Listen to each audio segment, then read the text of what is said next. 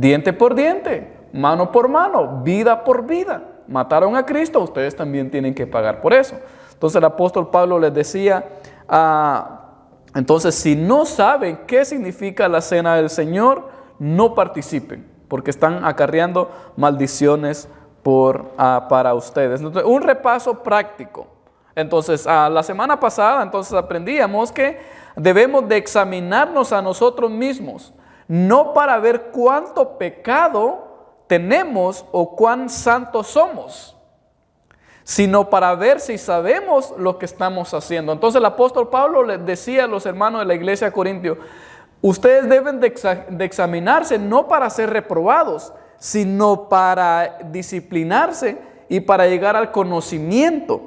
Entonces, usualmente nosotros escuchamos, o usualmente yo crecí aprendiendo mal, fuera de contexto, esta escritura, donde nosotros nos imaginábamos, y si nosotros calculábamos que teníamos pecado, no participábamos de la Santa Comunión o de la Santa Cena. Incluso todavía hay iglesias donde todos se ponen de pie y se examinan, quienes se consideran pecado, no participan. Entonces todos participan, pero que se consideran pecado, no participan. Entonces el contexto aquí no es eso. El apóstol Pablo no le dice, bueno, quien se sienta que está en pecado, no participe. El apóstol Pablo dice, examínense. Entonces vean lo que dice el 28-29, que ya lo estudiamos. Dice, por tanto, examínese cada uno a sí mismo y coma así del pan y beba de la copa, porque el que come y bebe, no discerniendo el cuerpo. Entonces la clave es examinarse y discernir. No discerniendo el cuerpo, no conociendo el significado de la muerte de Cristo. Entonces, al examinarlo no es para ver cuánto pecado tenemos. Porque la realidad, hermanos, es de que todos somos pecadores. Yo siempre tengo dos medidas: los meros pecadores, los pecadores normales y los medios pecadores como yo. Entonces tengo esa medida. Entonces todos somos pecadores. Entonces, y la verdad, si el contexto fuera de examinarnos para ver si estamos bien santos para poder participar, nadie puede participar, porque la medida de santidad delante de Dios no es mi hermano, no es mi prójimo. No, muchas veces nosotros caemos en esto donde nosotros nos comparamos con el otro. Y mi santidad yo la comparo con el pastor, o mi santidad la comparo con una hermana que veo algo espiritual. Pero eso no es bíblico, eso no es lo correcto.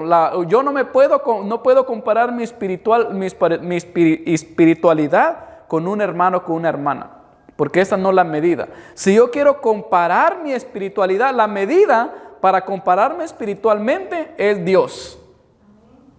Vea lo que a mí me encanta, lo que dice primera de Pedro y Levítico 27, dice, porque escrito está, sed santos porque yo soy santo. Esa es la medida que Dios hace.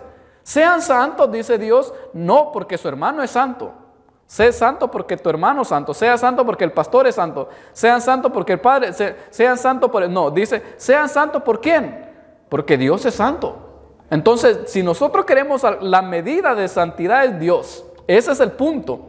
Si usted quiere compararse para sentirse más espiritual o más santo que el otro hermano, no use a su hermano para compararse en santidad, use a Dios. Él es la medida de santidad. Entonces, nosotros somos llamados a ser santos porque Él es santo, es nuestra medida de santidad. Entonces, en la cena del Señor no es tanto en eso qué tan pecadores somos o qué tan santos somos, sino en si nosotros estamos entendiendo lo que estamos haciendo. Entonces, ya la semana pasada explicamos, el video ya está ahí en YouTube, ya pueden ir a verlo, suscríbanse a mi canal, ahí está, entonces para que le llegue la notificación. Entonces ya está la enseñanza ahí, solo estoy repasando. Algo práctico también es la palabra, hoy les voy a enseñar a griego. ¿Quieren aprender griego? ¿Alcanzan a ver ahí la palabra? Eucaristeo, ahí está Mateo 26-27, es la palabra que se usa para Eucaristía o para las gracias del Señor, o digamos es participar del cuerpo o de la sangre de Cristo, o de la comunión o la Santa Cena del Señor, es una gracia. Entonces la palabra que usa el Evangelio o Jesucristo en el Evangelio de Mateo 26, 27 es eucaristeos, que participen de esto. Entonces es una palabra compuesta de tres, es eu, que es bueno, y caris, que quiere decir gracia, y teo, que quiere decir Dios. Entonces ahí viene el conjunto de palabras eucaristeo o eucaristía, que es gracia buena de Dios. La palabra teo, la que se usa ahí para Mateo o Timoteo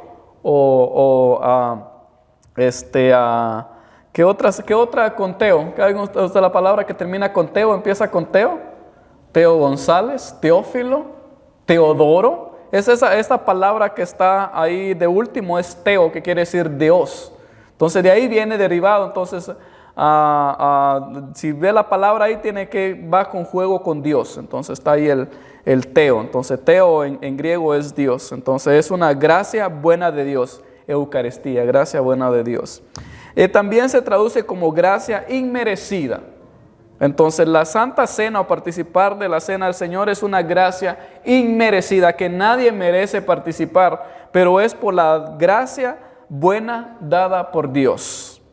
Entonces algo que no tiene nada que ver con el ser humano, sino que es de Dios.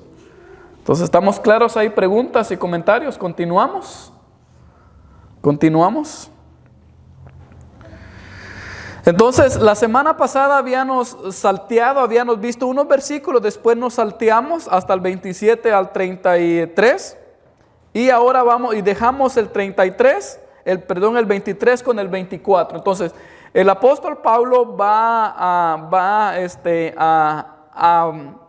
a enseñarnos el propósito de la Cena del Señor y cómo se debe de hacer en los versículos 23 al 26, que son prácticamente 3 versículos. 1 Corintios 11, 23 al 26. ¿Estamos listos? ¿Lo leemos? ¿Alguien quiere leerlo? ¿O lo leemos? ¿Estamos ahí? ¿Qué dice? Porque yo recibí del Señor la enseñanza que también les he transmitido, que el Señor Jesús, la noche en que fue entregado, tomó pan y habiendo dado gracias, lo partió y dijo: tomen, coman, este es mi cuerpo que por ustedes es partido, hagan esto en memoria de mí. 25. Asimismo, tomó también la copa después de haber cenado y dijo: esta copa es el nuevo pacto en mi sangre.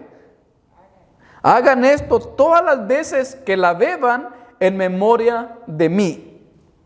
Y todas las veces que coman este pan y beban esta copa, anuncian la muerte del Señor hasta que Él venga. Amén. Palabra de Dios. Alguien diga palabra del Señor aquí. ¿Qué ven ustedes en esos versículos que leímos? ¿Qué se les viene a la mente? Hermana Meche, véngase para acá al frente porque usted está siempre pendiente en los panes y la taza. ¿Qué vemos? ¿Qué vieron en estos versículos que leímos? ¿Qué se les vino a la mente? ¿Nadie? ¿No vino la hermana Isabel, verdad? Bueno, no vino la hermana Isabel, entonces vamos a continuar. ¿No se les vino que los domingos cuando compartimos la Santa Cena o la comunión, repetimos estas palabras?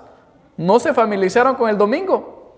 El primer domingo del mes que nosotros participamos de la Cena del Señor, usamos exactamente esas palabras. Si usted no sabía las palabras que usamos en nuestro boletín, aquí están.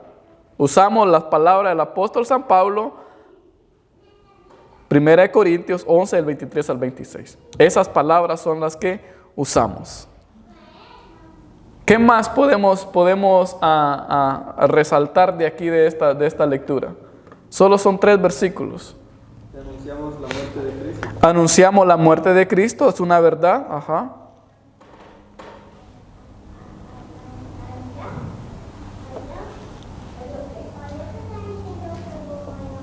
Los veo algo bien, no muy atentos ahora. Que siempre tenemos que participar, estar ese día aquí, porque es un día especial, porque estamos participando, porque dice ahí, hasta que Él venga. Hasta que Él venga. No solo un mes, ya otro mes más. Siempre estar participando hasta que Él venga, ajá, ¿sí? Anuncia la muerte del Señor hasta que Él venga. Muy bien. Continuemos, porque ya creo que rompí récord en este capítulo. Con hoy son cuatro jueves, un mes. Yo no me imaginé que iba a estar, no sé si estoy repitiendo lo mismo o estoy explicando bien o hay mucho que aprender, no sé, pero 4 domingos en un capítulo. No hemos avanzado nada. Mi idea era terminar 1 Corintios este año, pero no pudimos. Bueno, vámonos entonces. Me ayudan ustedes aquí para terminamos ahora. Digan, termine ahora, pastor, termine ahora. Entonces, ¿listos? Entonces, el versículo 23, el apóstol Pablo dice, porque yo recibí del Señor la enseñanza que también les he transmitido. Ahora, el apóstol Pablo empieza diciendo que él recibió una enseñanza, que él recibió una revelación. Entonces, él empieza diciendo, porque yo recibí del Señor la enseñanza que les he transmitido a ustedes, o que les voy a transmitir a ustedes. Entonces, dice el apóstol Pablo, estos versículos a continuación que son fundamentos para la fe cristiana, que son fundamentos teológicos que no deben de cambiar. Recuerdan que yo les he enseñado que hay doctrina cultural y doctrina teológica. Estos son los que no deben de cambiar. Entonces el apóstol Pablo dice, porque yo recibí del Señor la enseñanza que les voy a transmitir. Ahora, ¿cómo el Señor recibe esto? Esto el apóstol Pablo lo recibe en 3 años que fue, en 3 años que estuvo en el desierto de Arabia. Entonces, cuando el apóstol Pablo se convierte al evangelio, y muchos de ustedes ya conocen la historia cómo el apóstol Pablo se convierte. Si no, vaya a buscar las enseñanzas también a mi canal de YouTube. Ahí están cómo el apóstol Pablo se convierte. Entonces, cuando él se convierte, él ayuna unos 3 días, pero después él se va 3 años al desierto de Arabia. ¿Qué va a hacer el apóstol Pablo a ese desierto? Va a tener un encuentro con el Señor por 3 años. Entonces el apóstol Pablo no de repente se le antojó y dijo, bueno, voy a empezar ya a predicar, me convertí al evangelio. No, fueron 3 años que él se fue al desierto a orar, a ayunar, a recibir la revelación del Señor. Entonces, ¿por qué 3 años? Porque más o menos 3 años son los básicos, digamos, para una enseñanza. 3 años los discípulos o los apóstoles reciben enseñanza del Señor Jesús antes de que Él partiera. Entonces reciben por 3 años. Entonces, veamos lo que dice Gálatas 1, del 12 al 24. ¿Alguien tiene ahí que lo quiere leer? ¿Alguien quiere leerlo o lo buscamos? Vamos a ver si lo encontramos aquí a Gálatas. Aquí está Gálatas. ¿Alcanzan a leer ahí? Yo voy a leer de la Reina Valera 2015. Dice, porque yo no lo recibí, ni me fue enseñado de parte de ningún hombre, sino por revelación de Jesucristo. Entonces lo que el apóstol está escribiendo en la carta a los Corintios es de que, hermano, los que yo le voy a decir no me lo inventé yo, no me lo enseñó Pablo, ni Pedro, ni Juan, ni nadie, sino lo recibí directamente del Señor. Y dice, porque yo no lo recibí ni me fue enseñado de parte de ningún hombre. Esto viene directamente del Señor. Y dice, ya oyeron acerca de mi conducta en otros tiempos en el judaísmo, que yo perseguía ferozmente a la iglesia de Dios y la estaba asolando. Me destacaba, y oiga el testimonio del apóstol Pablo, dice, me destacaba en el judaísmo sobre muchos de mis contemporáneos en mi nación, siendo mucho más celoso de las tradiciones de mi padre.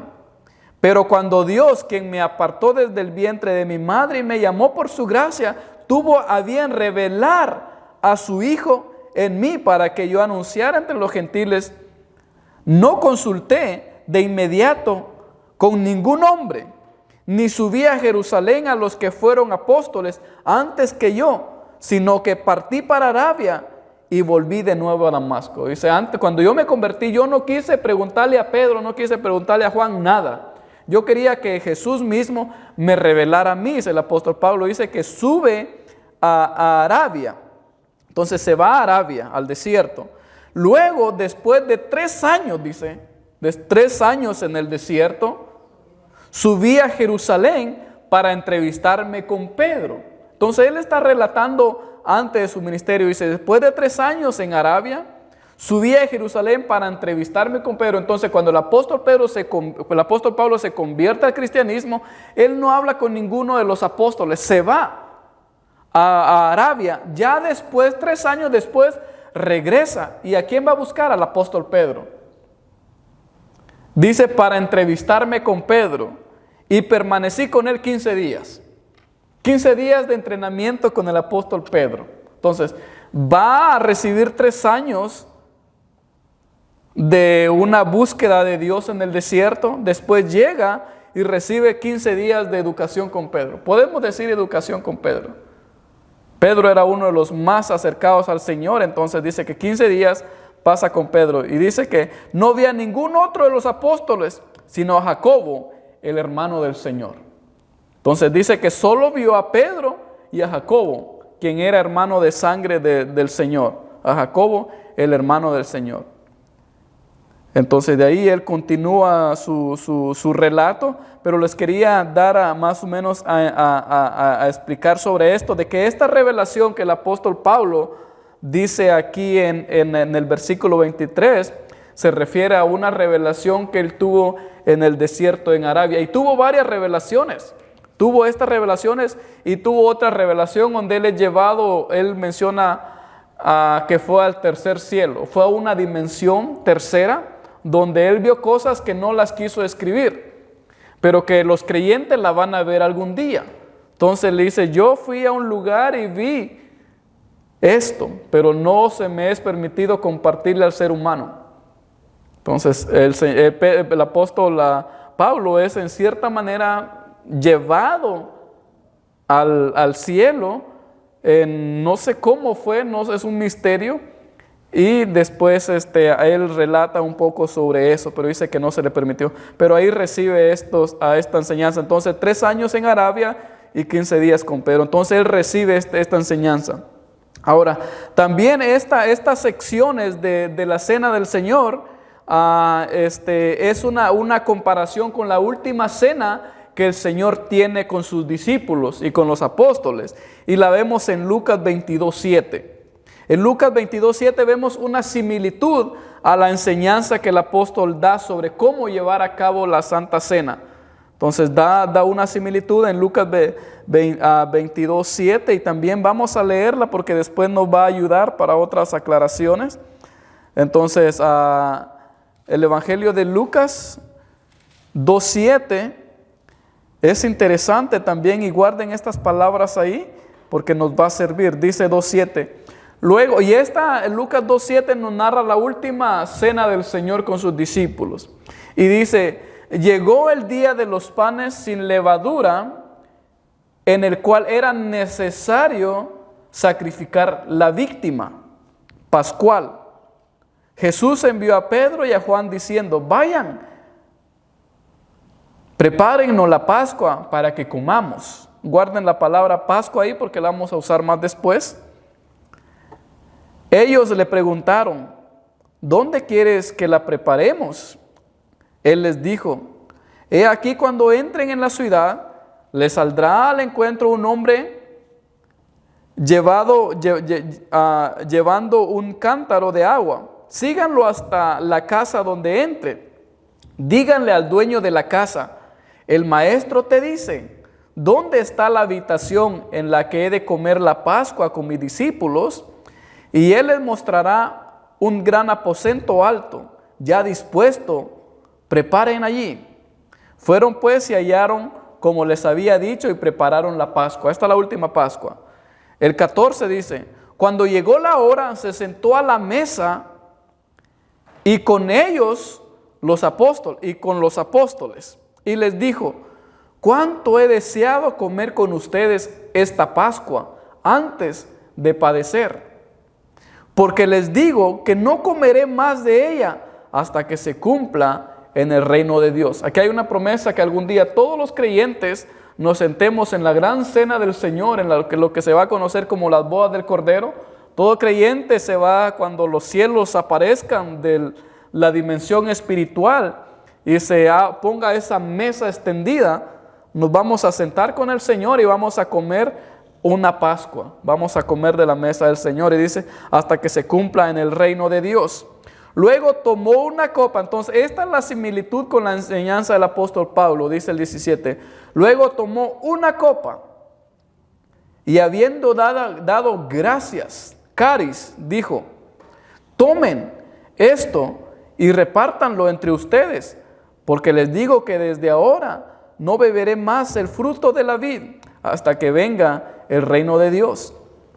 Entonces tomó pan y habiendo dado gracias lo partió y dijo, y les dio diciendo, este es mi cuerpo que por ustedes es dado, hagan esto en memoria de mí. Asimismo, después de haber cenado, tomó también la copa y dijo, esta copa es el nuevo pacto en mi sangre, que por ustedes es derramada.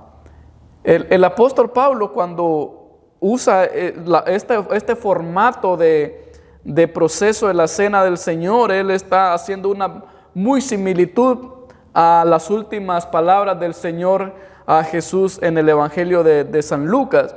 Pero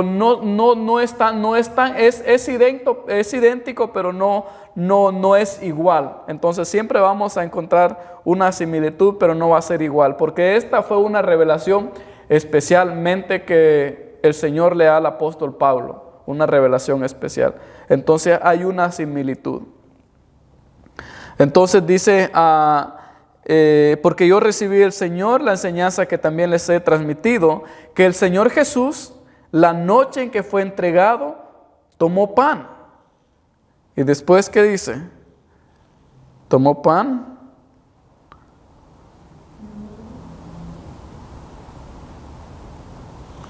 Y habiendo dado gracias, lo partió y dijo, tomen, coman, este es mi cuerpo que por ustedes es partido, hagan esto en memoria de mí.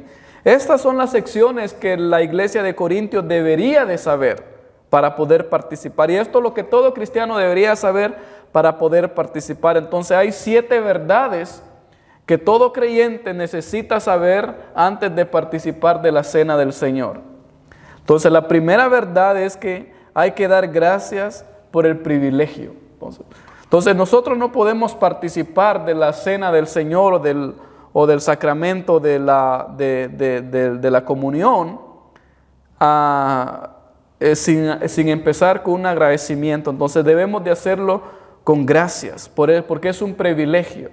Entonces siempre la primera verdad es que hay que dar gracias por el privilegio de poder participar de la cena del Señor. La segunda verdad es que la cena del Señor representa el cuerpo de Cristo molido, partido, sacrificado en una cruz. Entonces la segunda verdad es que cuando nosotros estamos participando de la copa, y aquí tengo yo una copa, solo que ahora no tengo panes, pero cuando nosotros participamos de esto y de los panes del Señor, que siempre lo hacemos aquí, estamos nosotros recordando que el cuerpo de Cristo fue partido, molido, golpeado, que recibió 36 latigazos. Y no fueron latigazos como nos daban nuestros padres, sino que los látigos que tenían los soldados romanos, que eran bien sanguinarios, tenían unas como garras. Entonces cuando le pegaban y pegaba aquí, entonces esas garras se ensartaban y desgarraban la piel. Entonces fueron 36 latigazos más todos los golpes que llevó el cuerpo de Cristo. Entonces dice que representa el cuerpo de Cristo. Dice, tomen, coman, este es mi cuerpo que por ustedes es partido. Es partido, que por ustedes es partido. La tercera verdad es que hay que hacerlo en memoria, dice en memoria de mí. Entonces, siempre que nosotros participamos de este sacramento, tenemos que hacerlo en memoria del Señor, que lo estamos haciendo en memoria de nuestro Salvador que murió en una cruz. Entonces siempre se hace con recordatorio reverente a la muerte en la cruz. Hay una palabra que se usa en inglés, es que esta es como conmemorativa. Entonces yo estoy conmemorando la muerte de Cristo.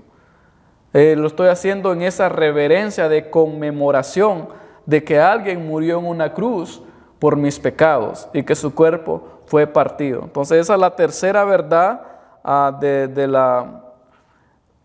la cena del Señor. La cuarta verdad es que la copa representa la sangre de Cristo derramada por nuestros pecados. Entonces el pan representa su cuerpo partido y la copa representa la sangre de Cristo derramada por nuestros pecados. Dice, asimismo, tomó también la copa después de haber cenado y dijo, esta copa es el nuevo pacto en mi sangre. Hagan esto todas las veces que la beban en memoria de mí. Entonces la copa representa el nuevo pacto en la sangre. Entonces eso va a representar la copa. El pan representa su cuerpo partido y la copa su sangre derramada. Entonces la copa representa la sangre de Cristo derramada por nuestros pecados. La verdad número 5 es que es un nuevo pacto para la iglesia. Y yo quiero que podamos entender este nuevo pacto, porque hay una similitud en la Pascua judía. Entonces, cuando el pueblo judío es liberado de Egipto, y ustedes ya vieron la serie de que sacó Univisión de José de Egipto. Entonces, cuando ellos son liberados, pero creo que ¿cuál es la tierra prometida? La tierra prometida, ¿verdad? Entonces, en esa serie más o menos da una pequeña similitud. Pero cuando el pueblo judío es liberado por Moisés y es llevado al desierto, al tercer día, se manda que se haga la Pascua. Entonces, la primera Pascua es cuando mueren los primogénitos. Entonces, se mata un cordero y se va a poner sangre en cada puerta de los judíos. Y quien no tenía esa sangre marcada en la puerta, el ángel iba a venir de noche y el ángel iba a destruir a los primogénitos. Entonces lo que hicieron los líderes judíos es de que en el mandamiento era que van a quitarle la sangre a un cordero, van a ponerle la sangre a las puertas, y la puerta que no tenga sangre, el ángel va a entrar y va a matar al primogénito de cada casa. Y así sucedió. Entonces ahí hay un primer pacto. Después el pacto se afirma en Éxodo 24:8. Dice Éxodo 24:8, dice, he aquí la sangre del pacto que Jehová ha hecho con vosotros. Y entonces el apóstol Pablo y luego Cristo dice que es un nuevo pacto. Entonces la iglesia recibe un nuevo pacto. Así como el pueblo judío, que era el pueblo de Dios o el pueblo de Israel, recibe en el Antiguo Testamento se degollaban o se sacrificaban los terneros. Ahora para la iglesia ya no se sacrifica un ternero, sino que se sacrifica a Cristo y empieza un nuevo pacto. Entonces la comunión, la Santa Cena del Señor representa el nuevo pacto que pertenece a la iglesia, toda la iglesia. Entonces, y es una similitud con Éxodo 24:8. Entonces, Dios ha hecho un pacto, Dios ha hecho el pacto, nosotros no. Entonces los pactos son gracias de Dios. Ahora, siempre que nosotros hablamos de un pacto, cuando Dios hace un pacto con el ser humano, los pactos de Dios vienen de Él. Es decir, cuando Dios hace un pacto con el ser humano, yo no tengo nada que ver. Usted no tiene nada que ver, porque nosotros somos infieles. El ser humano no puede cumplir un pacto. Siempre anda quebrando el pacto. Entonces los pactos de Dios los pone Él, los da Él. Y son sostenidos por Él. Porque Dios no quiebra un pacto. Nosotros sí. Nosotros cuántos matrimonios no vemos en las cortes o en las iglesias jurando amarse, cuidarse, a protegerse delante de Dios y delante de todos los que llegaron, y hasta firman y todo. ¿Y qué pasa los siguientes meses, los siguientes años? Prometí, te juré cuidarte, te estoy golpeando. Prometí protegerte, te estoy lastimando. Prometí esto, hasta la muerte, no, hasta el divorcio. Entonces el ser humano no puede hacer pacto. Todo pacto que hace Dios lo hace Él por Él y por Él. Entonces Dios ha hecho el pacto con nosotros, con la iglesia, y son por gracia. Yo no tengo nada que ver, son de Él. Entonces Él los da los pactos. Nadie lo ganó, nadie fueron dados por pura gracia. La verdad número 6 de la Cena del Señor es que se anuncia el Evangelio o se anuncia la muerte del Señor. Entonces el versículo 26 dice: todas las veces que coman este pan y beban esta copa, anuncian la muerte del Señor hasta que Él venga. Entonces otra de las verdades de participar de la Cena del Señor es que la iglesia o quienes están participando, yo estoy anunciando, es decir, cuando yo tengo en una mano el pan y tengo en la otra mano la copa, yo estoy anunciando la muerte del Señor. Y la palabra que se usa ahí me encanta porque la palabra que está ahí es evangelión. Y la palabra evangelión es un anuncio. Es un anuncio. Es la que usaban los mensajeros cuando había una guerra. Es decir, hay un país en guerra aquí y aquí están los soldados guerreando con otros soldados. Entonces había un mensajero que iba de la guerra a la ciudad. Entonces este mensajero traía la noticia y se paraba en el centro de los pueblos. No sé si en sus pueblos ustedes sabían, había un lugar central o el centro. Usualmente en los pueblos más antiguos construían el centro de la ciudad y ponían una plaza. Ahí en la plaza se paraba el mensajero y daba el evangelión o la buena noticia. Vamos ganando la guerra o prepárense porque nos ganaron. Entonces traía esa noticia. Entonces lo que el apóstol Pablo dice: cuando ustedes estén agarrando la copa, o estén participando, ya sea de qué manera la estén haciendo, ustedes están anunciando públicamente la muerte del Señor. Cuando usted participa de esto, yo estoy anunciando de que esto representa que alguien derramó su sangre por mis pecados. Este cuerpo fue partido y este pan lo representa. Entonces anuncia la muerte de Cristo. Entonces cada vez que usted participa, ¿qué está haciendo? Anunciando de que Cristo murió. La verdad número 7 es: se anuncia el regreso de nuestro Señor Jesucristo. Esa es la otra verdad que se anuncia. Cuando usted está participando, usted está anunciando de que Cristo va a volver, va a regresar algún día. Entonces el versículo 7, cuando la próxima vez que usted tenga la copa, diga: el Señor va a venir algún día. Cristo viene, ¿sí? Maranata, como está la palabra en griego, Maranata, Cristo viene.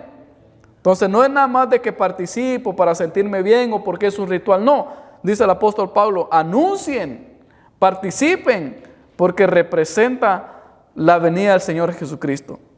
Dice: todas las veces que coman este pan y beban esta copa, anuncian la muerte del Señor hasta que Él venga.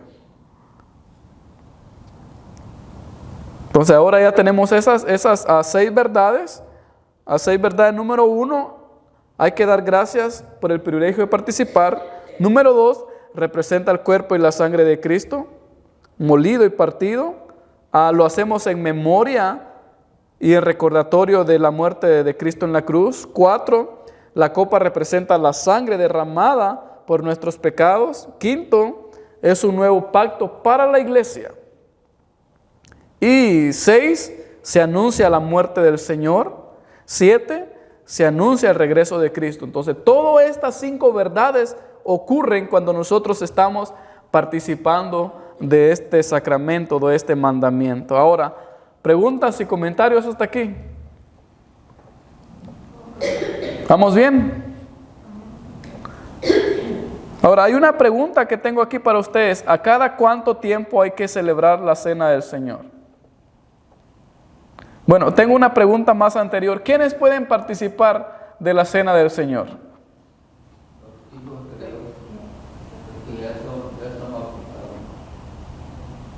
¿Quiénes pueden participar? Los que ya tienen el entendimiento de lo que están haciendo.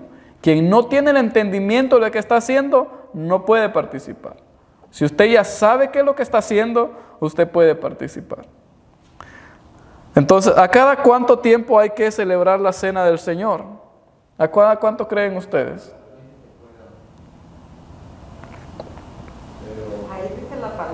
todas las veces.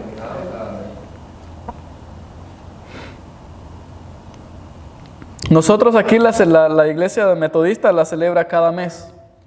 De hecho, todas las iglesias americanas la celebran cada mes. Y como resultado, las iglesias hispanas en Latinoamérica también la mayoría lo hacen a cada mes por la imposición de los misioneros americanos, excepto de la iglesia católica que lo hace cada semana. Pero hay iglesias que lo hacen a cada año. Hay otras iglesias que lo hacen a cada 2 años. Yo tengo una amiga que su iglesia lo hacen a cada 2 años. Y la iglesia de Luz del Mundo que lo hace a cada año. Entonces, ¿cuándo nosotros debemos hacerlo? Entre más lo hacemos, creo que mejor. Mejor anunciamos. Entre más anunciamos y más nos estamos pendientes de que Cristo viene. De que Cristo viene. Hay una verdad para el pueblo judío la celebraba una vez. Y el pueblo judío la celebra una vez al año. Los judíos todavía ortodoxos, que todavía están bien apegados a la ley. Entonces, en el tiempo del apóstol Pablo y Cristo la celebró una vez por año, de acuerdo a la ley. Entonces, en el pueblo judío, a cada año fue el mandamiento dado por Dios, que iban a celebrarlo. Y lo que es la Pascua. Entonces, ¿cuándo lo celebraban? En el día 14 del mes hebreo Nisan. Más o menos, ¿sabían ustedes que el judío verdadero tiene su propio calendario? De ahí el resto del mundo, a excepción de China, tiene otro calendario. Entonces nosotros tenemos el calendario grecorromano, el que tenemos aquí, y los judíos tienen otro calendario. Entonces, de acuerdo al calendario hebreo, más o menos es el mes Nisan, es más o menos cae entre marzo o abril. Y entonces el pueblo judío lo celebraba cada año. Entonces Cristo celebró la Pascua o la cena cada año. De acuerdo a lo que nosotros aprendemos aquí es de que todas las veces que coman este pan y beban esta copa, no es cada vez que nos reunimos. Porque a veces nosotros vamos pensando en lo que les había explicado, pero dice, todas las veces que coman este pan, sucede esto. Asimismo, y se tomó también después de haber esta copa, el nuevo pacto, hagan esto todas las veces que la beban en memoria de mí. No dice cada vez que se reúnen, sino cada vez que lo hagamos, recuerden esto, lo que significa. Dice, y habiendo dado gracias, lo partió, tomen, dijo, este es mi cuerpo que por ustedes es partido, hagan esto en memoria de mí. Pero no dice cada vez que se reúnen, sino cada vez que lo hagan. Dice, habiendo dado gracias, lo partió y dijo, tomen, coman, este es mi cuerpo que por ustedes es partido, hagan esto en memoria de mí. El 25 dice, la última parte, hagan esto todas las veces que la beban. No es todas las veces que se reúna, sino todas las veces que lo haga. Entonces, aquí nos deja el espacio el apóstol Pablo para hacerlo a la conveniencia de las doctrinas de la iglesia. Lo podemos hacer a cada semana, lo podemos hacer a cada mes, o lo podemos hacer a cada año. Entonces, están esas opciones. Pero dice, todas las veces que coman este pan y beban esta copa. Entonces no dice cada vez que se reúnan, sino cuando participamos, sepan esto. ¿Preguntas o comentarios hasta aquí? ¿Estamos bien?